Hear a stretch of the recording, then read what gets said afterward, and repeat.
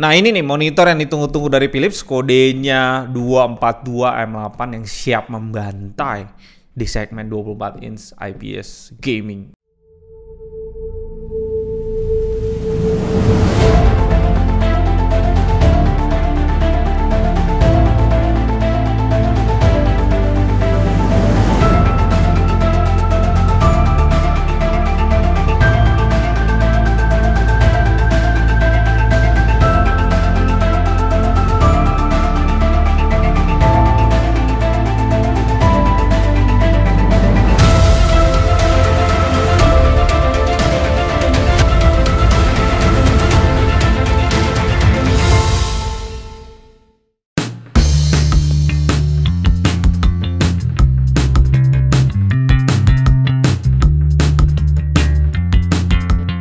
Selamat datang di GTA, channel paling canggih di 2020. Terakhir itu pas gue review Philips Gaming ada di 272M8CZ dan gue baru sadar ternyata tulisan kode CZ di Philips tipe itu adalah line up monitor VA mereka, dan ternyata ada juga 272M8 doang yang IPS. Dan yang sekarang kita mau review di 242M8 atau 242M8 garis miring 70 kalau kita lihat kode di DUS-nya.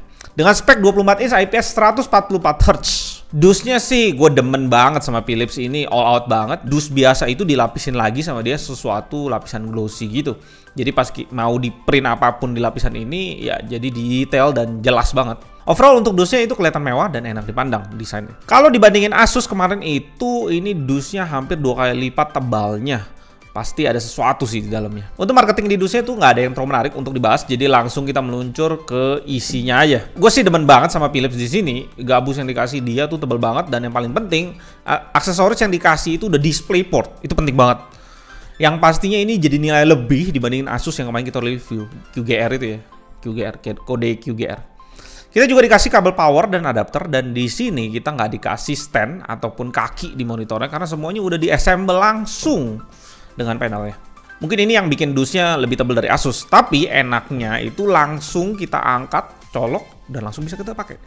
Simple. Dan saat gue angkat, gue langsung mau lupain Asus dari pikiran gue, ini seriusan. Dari model belakangnya aja dibikin beda, ini bahannya itu dari karbon lagi, karbon garis-garis gitu ke kanan kiri gitu ya.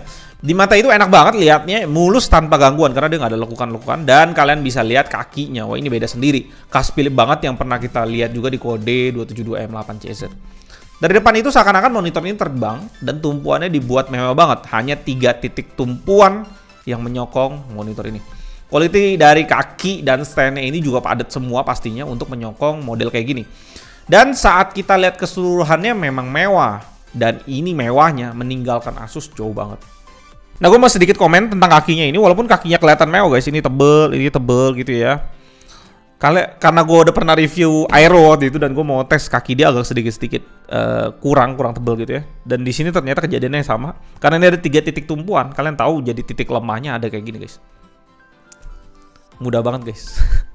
Lu mau ke kiri, mau ke kanan gitu, itu mudah banget. Dan mau ke belakang pun, ke belakang susah, tapi ke depan tuh masih sedikit mudah. Jadi saran gue buat kalian yang punya kucing atau anjing yang nyeleneh gitu ya, suka di meja-meja kalian, kalau gue liat di 9gag gitu, dia suka main pas lu main keyboard gitu, apalagi kucing ya terutama. Apalagi kucing terutama guys ya, karena kucing kan sering kali pada saat kalian pakai komputer kalian dia mau tidur di keyboard kalian atau ngapain, gue nggak ngerti deh tuh kucing. Dan ketika kesentuh begini, goodbye monitor lo. Di bagian belakang juga kita bisa lihat logo Philips di sana yang besarnya itu cukup aja. Dengan VESA di bawahnya itu ada 10x10 cm. Dan portnya di sini memang agak kurang enak kalau kalian mau pakai VESA, tapi memang ya gaya kayak gini diperluin supaya bagian belakang itu enak dipandang. Port yang dikasih itu port power, satu HDMI port 1.4, jadi kalau pakai HDMI mentok di 120Hz. HDMI di sini support HDCP juga. Satu DisplayPort 1.2, dan kembali lagi gua agak kesel sih sini. Ada satu port di sub di sini yang nggak jelas tujuannya apa, karena nggak matching sama 144Hz boy. Terakhir di ujungnya ada satu port audio jack 3,5 mm, dan di bawah portnya kita bisa lihat 2 coakan yang bisa kalian buka untuk copotin kaki dan stand monitornya, supaya pemakaian VESA kalian tuh perfect. Nah di sini kalau lu lihat, perhatiin bener-bener ya guys ya, di sini di bagian belakang tuh nggak ada namanya coakan untuk ngebuang panas, dan kalian bisa nemuin itu di bagian bawah, dan ini 2 lubang kecil doang ya susah ngomong ya, karena dua lubang kecil ini gue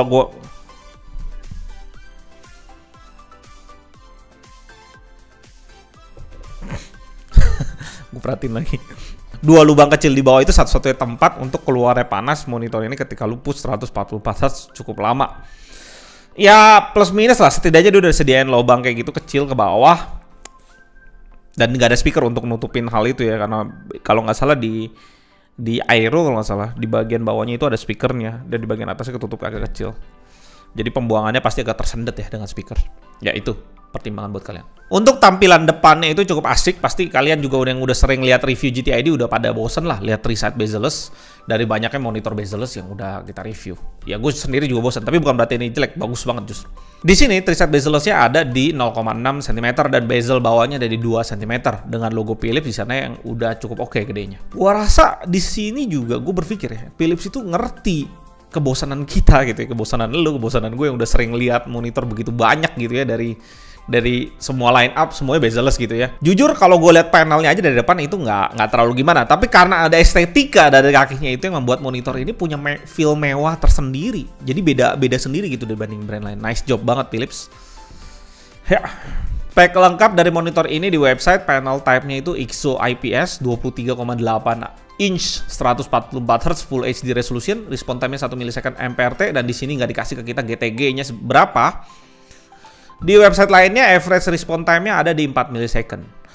Brightness-nya di 250 nit standar, no ergonomic stand, hanya tilt aja dengan kualitas yang cukup mulus. Oke lah untuk 24 inch entry. Color gamutnya NTSC 111% dan sRGB 127%. Kalau dari data yang gue dapat, sRGB lebay gini sebenarnya nunjukin DCI P3-nya tinggi. Tapi nanti kita akan tes dengan data color untuk pastiinnya. Dia support juga dengan FreeSync Premium dengan fitur-fitur yang di-boost dari FreeSync biasa. Fokus bagusnya itu di LFC atau Low Frame Rate Compensation. Yang intinya sih ngerapiin tampilan display kalian ketika FPS yang lagi kalian push saat itu lebih rendah dibanding refresh rate yang disupport monitor. Dan karena monitor ini nice-nya udah kasih kabel DP DisplayPort, kalian pengguna Nvidia langsung pakai dan bisa nyalain G-Sync compatible di monitor ini, jadi nggak pusing beli DisplayPort lagi. Untuk penjelasan tentang ISO IPS, gue taruh kartnya di atas di sini, di atas di sini atau linknya di deskripsi. Intinya yang bisa gue bilang ini bagus. Oke guys, sekarang kita masuk ke OSD-nya. OSD Philips sama-sama aja. Di sini ada 4 tombol, dikasih 4 tombol yang masih cukup empuk. Pertama dia munculin low blue mode. Oh my god. Ya standar, nggak penting buat gua. Input ya VGA HDMI DisplayPort. VGA ngapain coba? Picture. Apa nih MPRT? Di onin buat apa? Coba motion picture ini turunin motion blur kah? Pasti ada downside-nya sih. Ini MPRT level, coba kita naikin. Seperti gue kira, langsung warnanya kacau. Dia ada nurunin flicker atau refresh rate atau apa. Kalian bisa lihat tadi ngeflick gitu ya, monitornya nggak worth it. Ini settingan-settingan kayak gini nggak penting sih. Oke, masuk ke apanya lagi? Picture format, ada widescreen 4:3, oh bisa 4:3. Oke, brightness, contrast, sharpness, smart response, smart contrast. Aduh, kayak gini-gini nggak usah dipikirin. Pixel orbiting apa nih? Nambah bagus aja kali ya, nggak penting-penting banget. Oke, ada audio. Kalau kalian colok port audio di monitor ini, jadi bisa langsung disetting juga dari sini. Sayangnya dia nggak ada speaker, ya udahlah. Language, OSD setting dan setup. OSD setting, oh ya biasa. Setup, ya biasa jam. Information munculin apa sih? Oh, modelnya 242 M8 SN bla bla bla bla bla bla. Oke guys, kembali kita tes bleeding di monitor Philips. Dari kacamata gue sih tadi pas gue lihat sih normal aja ini monitor. Nggak ada mencurigakan, bagus, dari depan juga bagus, bersih ya. Gue tutupin pakai badan gua, nggak ada, semuanya kelihatan bersih banget. Kita lihat dari depan, cakep. Matiin. Coba gue lihat. Bersih, bersih semua. Tutupin pakai badan. Bersih. Bersih. Lihat dari atas coba. Bersih. Nggak ada yang bisa nggak bisa dilihat bleeding sih guys. Ini bersih semua.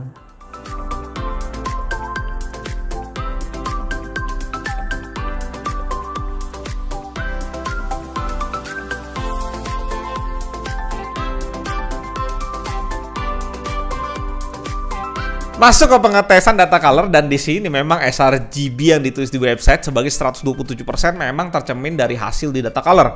Kita dapat 100% sRGB, 88% Adobe RGB, 95% DCI-P3, buset ini tinggi banget ya. Dan terakhir 84% NTSC.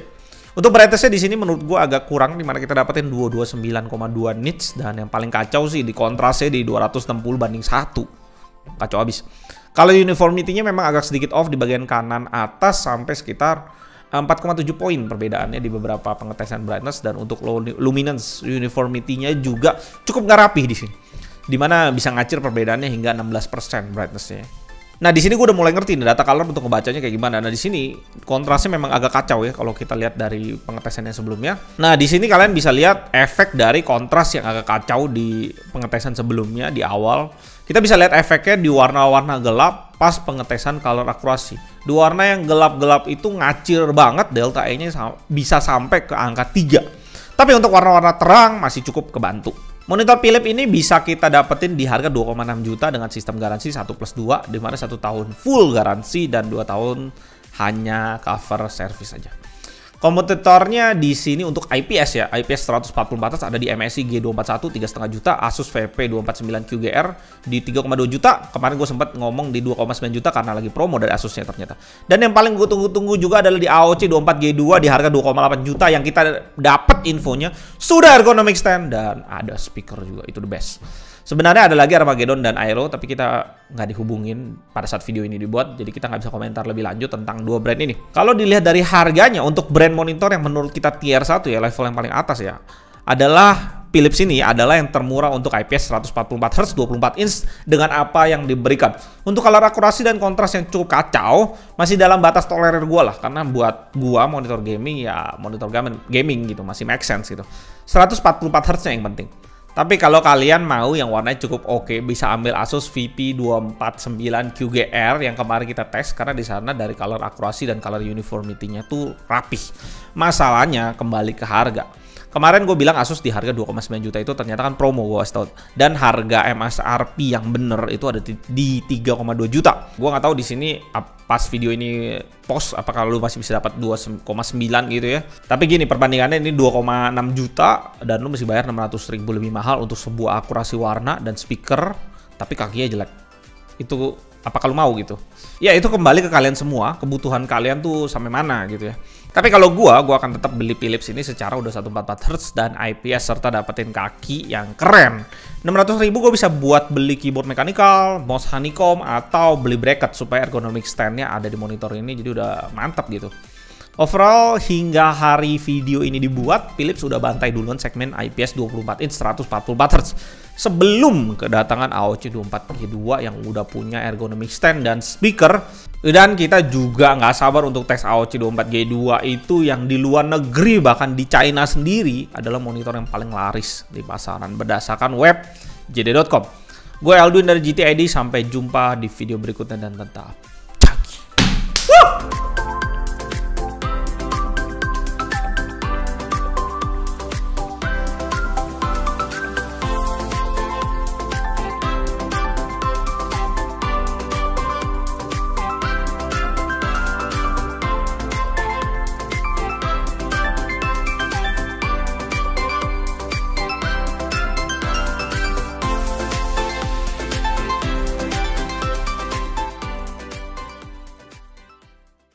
Thank you buat kalian yang udah nonton sampai akhir. Kalau kalian suka dengan video barusan, kalian bisa support kita dengan like, subscribe, dan komen.